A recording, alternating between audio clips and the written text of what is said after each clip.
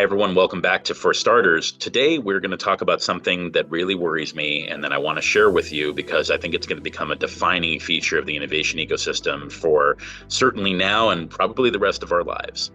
So we may have noted out there that there are some really serious attacks on reality going on. A deep fake of President Biden, videos that are being used to spread misinformation about all sorts of things, deep fakes of people and their voices that are being used to steal identities, and even the hearings about the effect of social media on children, which are being worsened by deep fakes, video, and AI solutions that didn't exist even a few years ago.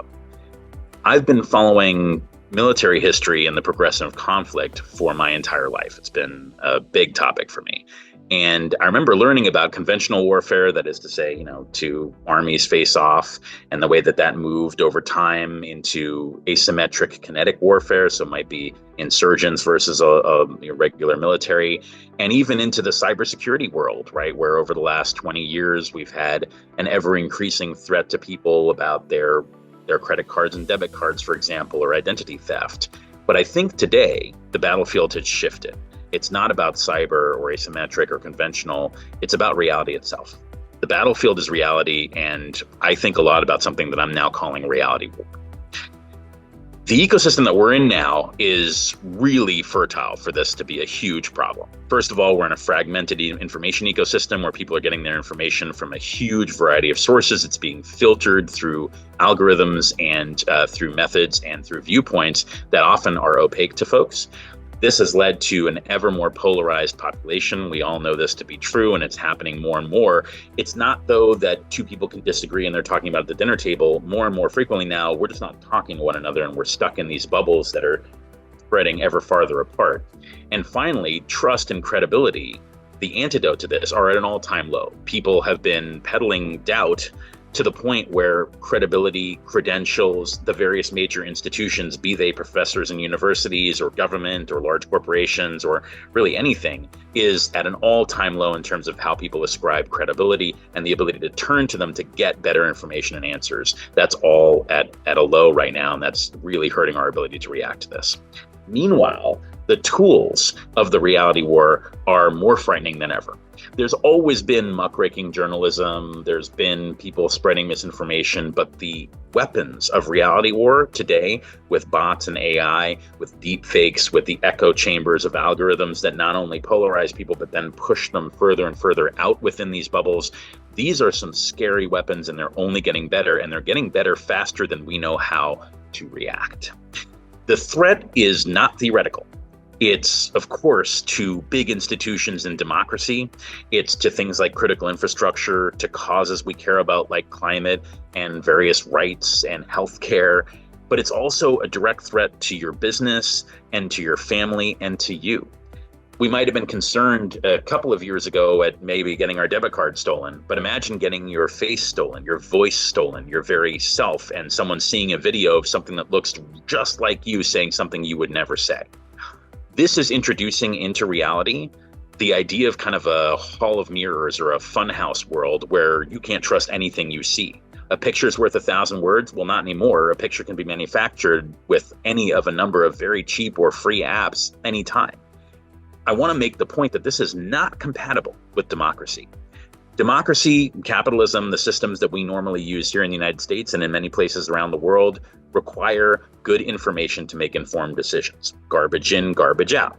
If you want to make good informed decisions about your personal finances, your investments, about the way you live your life, about the people you vote for, you need to assume that at least much of the information you're getting is credible, and that leads you to make good decisions. If the information is all distorted and warped and you can't trust it, then how can these systems work? Now, I'm not the first or the deepest thinking person to call attention to this. A few examples include John Asconis' series in New Atlantis, Reality of Postmortem, Renee DiResta's excellent piece, Mediating Consent, the book Like War, The Weaponization of Social Media. These are great resources to talk more about this, but I do think the framing of this as a full-on war against reality is important. I do want to also point out that I'm not a Luddite. I respect technology, though, and its potential, and I recognize that tech itself, ChatGPT, OpenAI, any of these, Anthropic, any of these don't have agency or morality. They will do what we direct them to do. And unfortunately, as we've seen with a lot of technologies, not everyone wants to direct the technology to do good. And we need to be aware of that. So what can we do?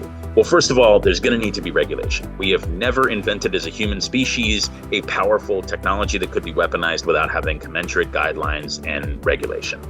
It's important that be the right regulation. We don't want to over-regulate, but I think right now, a lot of these new systems, these weapons as I call them, are being play tested on reality and on people with basically no barriers.